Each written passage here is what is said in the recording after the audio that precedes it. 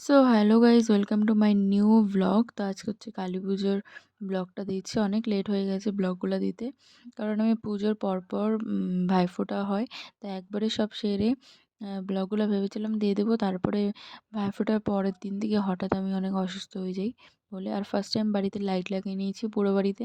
তারপরে তোমরা ফার্স্টেই দেখলাম পুরো ঘরেও লাইট লাগিয়ে নিয়েছি ওই যে।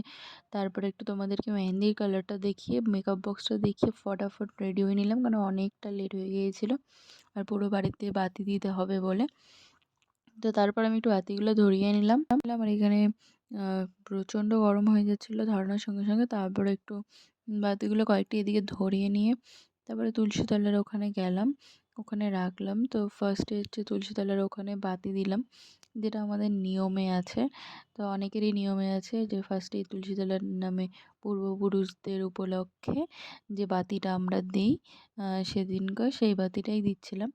তো এখানে হচ্ছে ফার্স্টে আমি বাতি দিয়ে নিচ্ছিলাম, আর এখানে একটু দিদি ভিডিও করছিল। আর উপরে দেখো আমি লাইটগুলো লাগিয়েছি, আমি তোমাদের বললাম না, এবার আমি লাগিয়েছি পুরো বাড়িতে লাইট, কারণ দাদাভাই কাজের জন্য একদম টাইম পায়নি। সেই সকাল 10টার আগে যাচ্ছে আর আস্তে আস্তে রাত 10টা হয়ে যাচ্ছে, তারপরে সারাদিনের ক্লান্তি তো আছেই। তো তার জন্য আমি লাইটগুলো লাগিয়ে নিলাম, কী আর করবো। তো যাই হোক, তারপর দিদিভাই বাতি দিয়ে নিল, তারপরে ও আর আমি মিলে কিছু ভিডিওস করে নিলাম, ফটো তুলে নিলাম। তারপরে আর কি তারপরে অনেকক্ষণ দেখলাম যে মনে হচ্ছিল আকাশটা মেঘলা হবে, বাট বোঝা যাচ্ছিল না। তারপর হঠাৎ দেখলাম বৃষ্টি নেমেছে। তো তারপরে খেয়ে দেয়ে ঘুম। আজকের জন্য এতটাই।